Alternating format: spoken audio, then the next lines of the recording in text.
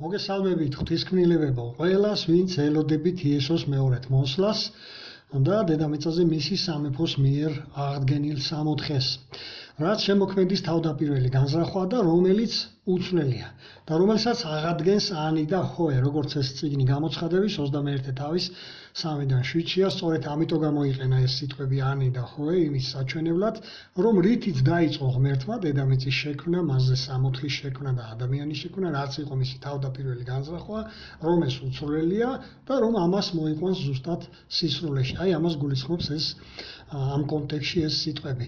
და ეს იქნება სამოთხე მისი მორჩილთათვის საცხოვრებელი საერთო სახლი.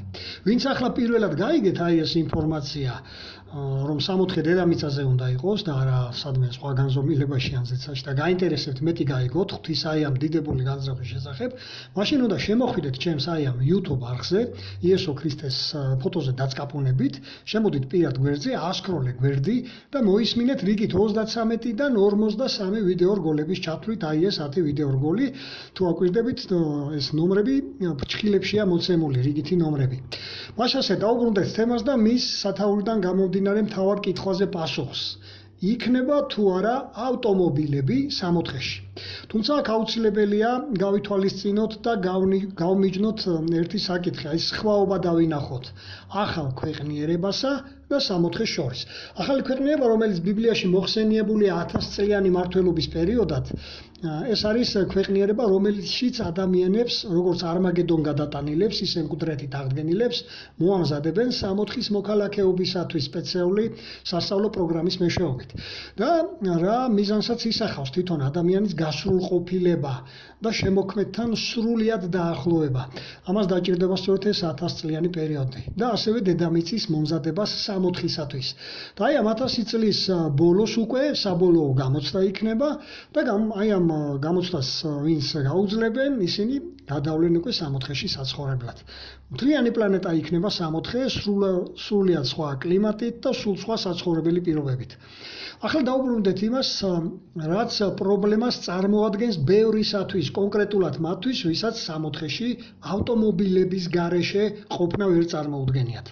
რა თქმა უნდა, ახლა არმაგედონის მერე ახალ ქვეყნიერებაში არმაგედონ გადატანილები კვლავ გამოვიყენებთ იმ მორჩენილ საწვავს ცისტერნებიდან, ვაგონებიდან, ტანკერებიდან, იმ გადარჩენილ ავტომობილებს თუ ტექნიკას, ხო, ასეთი რამე ბევრი გადარჩება, რადგან არმაგედონი არის სამიზნე მიზანმიმართული ადამიანების ღვთის სამეფოს მოწინააღმდეგე ადამიანების გასანადგურებლად და იმ საცხოვრებლებისა თუ სამსახურებისა, სადაც ისინი მუშაობენ და ცხოვრობენ, მაგრამ აი ეს რაც გადარჩება, ამ ყველაფრის გამოყენება მოხდება ახალ ქვეყნიერებაში, ვიდრე სამოთხემდე. და ამ ახალ ქვეყნიერებაში აღარ იქნება აი ასეთ დროს ისეთი საქმიანობები, როგორც ან ავტობის მოპოვება, ავტოწარმოება, თუ აი ამ გზების მშენებლობა გულისხმობ აი ამ მოასფალტებას და მასთან დაკავშირებულ ქარხანა დანადგარების მუშაობას, რომელიც აბინძურებენ როგორც გარემოს, ასევე ვნებენ ადამიანების სიცოცხლეს თუ სხვა ცოცხალ ორგანიზმებს და ცხოველებს თუ ფრინველებს. და აი ამ ახალი ქვეყნიერების განმავლობაში მთელი ყურადღება დაეთმობა პიროვნულ განვითარებას, რაც გულისხმობს ღვთის ანარეკლად გადაქცევას, როგორც იყო დედამიწაზე თვითონ იესო ქრისტე. მისი მეშვეობით ზეციერმა მამამ ჩვენმა შემოქმედმა გვაჩვენა აი ეს შაბლონი, მაგალითი, როგორები უნდა გავხდეთ თითოეული ადამიანი, აი ამ 1000 წლიანი პერიოდის განმავლობაში. და ეს მოხდება, როგორც თქვი, ახალი პროგრამის, აი ეს საგანმანათლებლო პროგრამის მეშვეობით. და ვიდრე სამოთხის მოქალაქეობას მივიღებთ. ანუ მერე უნდა მიენიჭოს უკვე სამოთხის მოქალაქეობის აი ეს უფლება პიროვნებას, ვინც იმ საბოლოო გამოცდას გადაიტანს. და ამას უნდა მივახციოთ სრულყოფილებას. და სწორედ ეს იყო ღმერთის თავდაპირველი განზრახვაც, ეს ბიბლიის პირველივე ფურცელზე იკითხება, მოდი გადაშალე პირველივე ფურცელი, ნახე პირველივე თავის 26-27, აქ საუბარია სრულყოფილ ადამიანზე, ღვთის ანარეკლზე. ამ დროს 100%-ით მუშაობდა ადამიანის ტვინი, პირველი ქმნილებების ტვინი, მათი იმუნური სისტემა სრულყოფილი იყო ჩვენგან განსხვავებით და სულ სხვანაირად აზროვნებდა. ხო, იგივე იქნება მაშინ, როცა გავსრულყოფილდებით, სულ სხვა აზროვნება გვექნება. და ჩვენ რა თქმა უნდა აღარ დაგვაინტერესებს ესეთი რაღაცები, რაც 3%-იანი ტვინით შევქმნით, ხო, ეს ავტომობილი ავტომობილები თუ ეს ტექნიკა სულ სხვა აზროვნება გვექნება და შეიძლება სასაცილოდაც არ გვეყოს რომ გავიხსენეთ აი ესეთი ჯართის გროვებით რომ დავდიოდით. რადგან განვითარების სულ სხვა დონე გვექნება. ყველანი ვიქნებით მიერთებული, სიმბოლური გაგებით მიერთებული სიცოცხლის წყაროსთან და შემოქმედთან. ყველას გვექნება პირადი ურთიერთობა სრულყოფილ დონეზე ზეციერ მამასთან, დიალოგის დონეზე. და სწორედ ეს იკითხება აგერ კორინთელების პირველი წელს მე-15 თავის მე-20 მუხში რომ საბოლოოდ აი ამ 1000 წლის ბოლოს იესო რომ მოამზადებს ყველაფერს და ადამიანებს გაგვასრულყოფილებს და მისი მსხვერპლის საფუძველზე სრულიად გამოსწორდება ქმნილების გენი და აღდგება ის სრულყოფილი აზროვნება, მაშინ უკვე საბოლოოდ გადაეცემა ყველაფერი მამას. აგერ კორინთელების 15 სოჩი როგორც არის. და როგორც იესოს ქონდა, როგორც ადამს ქონდა შეწოდებამდე აი მსგავსი ურთიერთობა გვექნება ზეციერ მამასთან. სწორედ პირველი ეს არის უპირველესი ჩვენი მთავარი მიზანი და რისთვისაც უნდა ვიღვაწოთ. და სწორედ ადამიანის შეწოდების მიზეზით მოწყდა კაცობრიობა შემოქმედს ზეციერ მამასთან ურთიერთობას, შეუერთა ეშმაკს ამბოხებაში და შედეგად მივიღეთ ის რაც მივიღეთ. ეშმაკის ქვეყნიერება განვითარების იმ დონით და იმ მიმართულებით, რაც ეშმაკის ბოროტებამ, აი მათმა ბოროტმა მართლობამ მოუტანა მთელს კაცობრიობას, ხო? და განსაკუთრებით ეს ისებები, რომელიც ჩანერგა ეშმაკმა ადამიანში, რაც არ უნდა ყოფილიყო, ხო, ეს არის ეგო.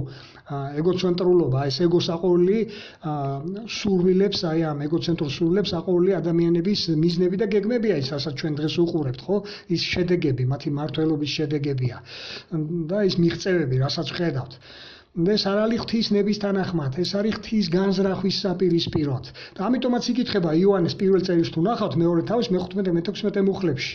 რომ ეს ყველაფერი არ უნდა შეიყვაროთო, აქ ამაზე ესმება ხაზი.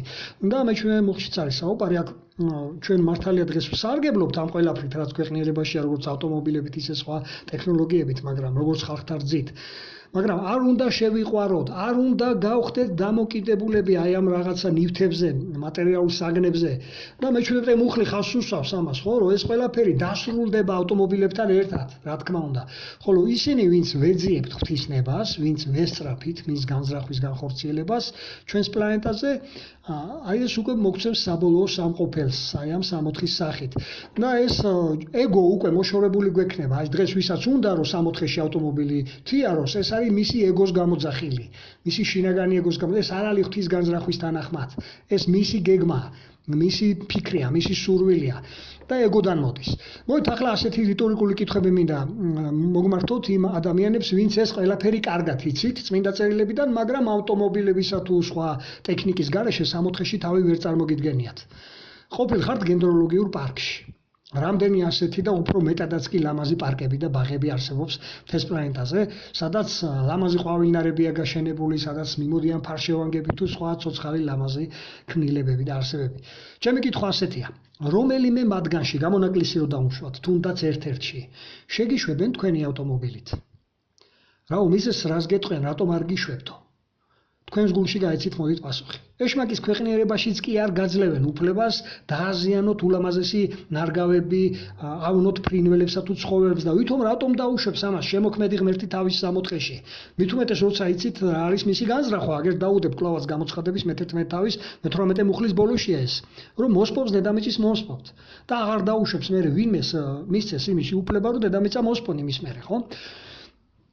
ანუ აი ეს უნდა განვასხვაოთ ახალი ქვეყნიერება 64-ისგან. ახალ ქვეყნიერებაში კი გამოვიყენებთ ამ ტექნოლოგიებს, მაგრამ აი შედარება რომ მოვიყვანო, როგორც გენდროლოგიური პარკის მშენებლობის დროს ხდებოდა. იქ ტექნიკა მუშაობდა, ავტომობილების ამარსვალები, ნერგებიც მიჰქონდათ, ხო? მაგრამ როდესაც გენდროლოგიური პარკი გაშენდა უკვე და საბოლოო სახე მიიღო, იქ ეხლა ვინმე შეუშვებენ ამ ტექნიკით ან ავტომობილებით? აღარავის, ხო? აი ზუსტად ეს არის ახალი ქვეყნიერება, ამით განსხვავდება 64-ისგან. ახალ ქვეყნიერებაში მომზადდება 64, ყველანაირად ის ამოიწურება, ის რაღაცა ტექნოლოგიები თუ ავტომობილები და ბოლოს საბოლოო სახე, როდესაც მიეცემა 64, იქ აღარ იქნება აი ეს ტექნიკა. ახლა მოდი მეორე შეკითხვას დავსვავ. შეგიძლიათ წარმოიდგინოთ მარადიულობა. ვინც აი ამ თემის ირგვლივ გამუდმებით ქადაგებთ, წესით აი ამისი წარმოდგენა არ უნდა გაგიჭირდეთ. მოდი წარმოიდგინე, რომ ცხოვრობ მარადიულად. წარმოიდგინე? და უკაცრავად და სად გიჩქარება? ავტომობილებს, თვითმფრინავებს თუ სხვა ტრანსპორტის შექმნას ადამიანების პირველ რიგში ის მიზანი ამოძრავებდათ შექმნისას, რომ აი ეს დროში სწრაფად გადაადგილებულიყვნენ, რომ დაეზოგათ ძვირფასი დრო, რომ უაზროდ არ დაეკარგათ ეს დრო, ამიტომ ხდებოდა სწრაფი გადაადგილება. A პუნქტიდან B პუნქტში, ხო, დანიშნულების ადგილზე რომ დროულად მისულიყვნენ. იქ ასევე თითოეული წამი, მხოლოდ 64-ში ეს მარადიულობა კი არ იქნება, იქ თითოეული წამი იქნება ძვირფასი. იქ აღარავინ ავაჩქარებთ აი ამ დროს. სიამოვნების მომტანი იქნება თითოეული ნაბიჯიც კი, იმიტომ რომ გარემო სულ სხვა იქნება და სულ ყოველ ნაბიჯზე სულ სხვა ახალქმნილებებთან შეხვედრები და აი ამის გამო აღარავინ ვიჩქარებთ, მარადიულობაში სიჩქარე აღარ იქნება და კიდევ ერთი შეკითხვა მინდა დავსვა. როგორ ფიქრობთ, რატომ შექმნა შემოქმედმა ვირი, ცხენი, აკლემის, პილო თუ სხვა მსგავსი ქმნილებები? იმიტომ რომ შენთვის იარო და იმათ თავისთვის. მოდი გავიხსენოთ ღვთის განზრახვა რა იყო ამასთან დაკავშირებითაც, რომელიც უცვლელია და იკითხება ესეც დაბადების პირველივე თავზე, პირველივე ფურცელში იკითხება ბოლო მუხლებში 28-დან 31-ის ჩათვლით. აქ ეს მონაკვეთი გარკვევით გვაჩვენებს, რომ ისინი უპატრონოთ არ უნდა დადიოდნენ აქეთ-იქით, რომ ყველა სამოთხის მოქალაქე უკვე პასუხისგებელი იქნება თითოეულ ცოცხალ ორგანიზმზე, თითოეულ ცოცხალ ქმნილებაზე მის კვადრატში. ყველას ხო ექნება თავისი კვადრატი. აი იმ კვადრატში ყველას თავისი პასუხისგებლობაც ექნება. ამას გავივლით ჩვენ ახალ ქვეყნიერებაში, ამ სწავლებებს. ახალი სწავლება იქნება, როგორ უნდა ვიცხოვროთ იმ წესებთან დაკავშირებით, სამოთხის ცხოვრების წესებთან და სხვა ცოცხალ ქმნილებებთან ურთიერთობაში. მათ გამოვიყენებთ არა მხოლოდ გასასეირნებლად, არამედ ურთიერთობაში შევალთ მათთანაც, როგორც მეგობართან. აი მაგალითად დღეს ხო ყავს, გინახიათ ხო ასეთი მეგობრულ დონეზე რო ყავს ვიღაცას ძაღლები, ვიღაცას ფისოები, ცხენი ყავს ვიღაცას ასე აკლემი, სპილო და სხვა მსგავსი ქმნილებები. აი ამ დონეზე ვიქნებით, ურთიერთობა გვექნება ამ დონეზე ქმნილებებთან და მათი ენა გვეცოდინება რა გაგებით, დააკვირდით? ისინი ჩვენს სიტყვებს კი ვერ გაიგებენ, მაგრამ ხვდებიან ხოლმე, დღესაც ხვდებიან ცხოველები ჩვენს ქცევებზე, ჩვენს ხმის ტონზე, რა გვინდა, ხო, ამიტომ იწვრთნებიან ადვილად ბევრი მათგანი. და შემდეგ ჩვენს გავიგებთ მათსას, ანუ მათ რისი თქმა უნდა ჩვენთვის. შეიძლება მათი შვილი ან მეგობარი საფრთხეშია და გვეძახიან და ჩვენ მივალთ დავეხმარებით. აი ეს ურთიერთობა უნდა იყოს, სწორედ ეს იყო ჩვენი ფუნქცია, რისთვისაც შექმნა. უზენაეს მაქვს სწორედ ეს იკითხება. და ჩვენი ფიქრები უკვე მათით იქნება დაკავებული დღეს რომ ადამიანს არ ადარდებს საერთოდ არც ერთი ჩიტი, რომელიც ღმერთისთვის ყველაფერი ძვირფასია. თითოეული ბეღურაც კი ძვირფასია ღმერთისთვის, მაგრამ დღეს ადამიანებს არ ადარდებთ ეს ქმნილებები, აი გარეთ ყრიან ლეკვებს, კალათის კნუტებს, ზედწყლეტავენ მანქანები, ხედავთ? არ ადარდებთ, არ ფიქრობენ მათზე. მაშინ ჩვენი ფიქრები დაკავებული იქნება სხვა ქმნილებებითაც, ეგო რო ამოღებული იქნება, ეგოისტები რო აღარ იქნებიან ადამიანები. და სწორედ აი ეს იყო ჩვენი ერთ-ერთი ფუნქცია, როგორც თქვით, სწორედ ამისთვის ვიყავით შექმნილი. უბრალოდ შემდეგ მტრობა ჩამოვარდა ჩვენსა და მათ შორის ეს მტრობაც ჩვენ ჩამოვაგდეთ ჩვენი მიზეზით, გადავიმტერეთ ისინი, თუმცა საბოლოო მშვიდობა აღდგება, როგორც ეს ოსია წინასწარმეტყველის მეორე თავის მე-17 მუხლებშია და ესაა ეს ბოლოში. ახლა ბოლოს თავარი შეკითხვა მინდა დავსვათ თემის სათაურთან დაკავშირებით კვლავ.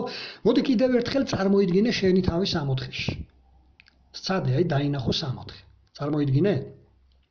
ეხლა აი ამ სამოთხეში დაინახე შენი თავი. და აი ამ პერიოდში, აი ამ წარმოდგენის დროს, მანქანაში იჯექი თუ არა?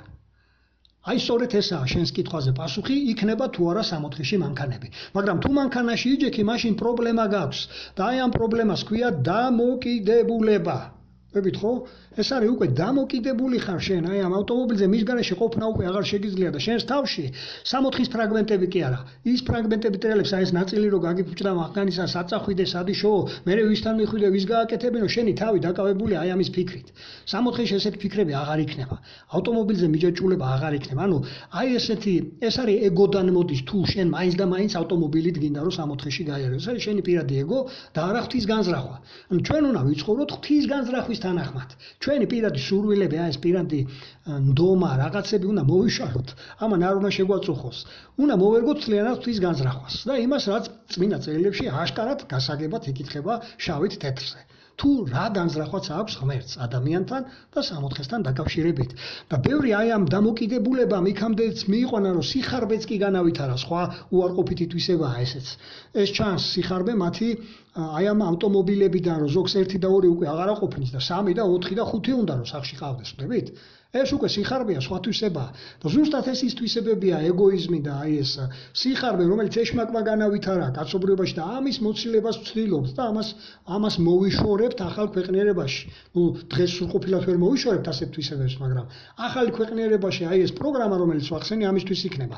და თუ ეხლა ვინმეს დეტალურად გაინტერესებთ, როგორი იქნება ეს 64, მაშინ გირჩევთ შემოხვიდეთ ჩემს მეორე YouTube არხზე, სხვა YouTube არხიც მაქვს. ოღონდ იქ უკვე უნდა ჩაუწეროთ ლათინური ასოებით ლექსები გოგიტა არსენიშვილი. და რომ შემოხვალი ესოს აი პროფილში ხო, თავარ გვერდზე ასკროლი აი ეს გვერდი, რიგითი ნომრები იქაც ჩხილებში შემოცემული და დაგვირით მოისმინეთ 113, 133 და 194 ვიდეო რგოლები, სადაც გაიგებთ უკვე დეტალებს აი ამ 64-ის შესახებ. ამიტომ ჩვენ უნდა ვიცხოვროთ დღესვე უკვე იმის მიხედვით თუ რა გვჭირდება და არა იმის მიხედვით რა გვინდა. გისურვებთ წარმატებას სულიერებაში და გისურვებთ რომ დაიმკვიდროთ მომავალში აღთქმული 64.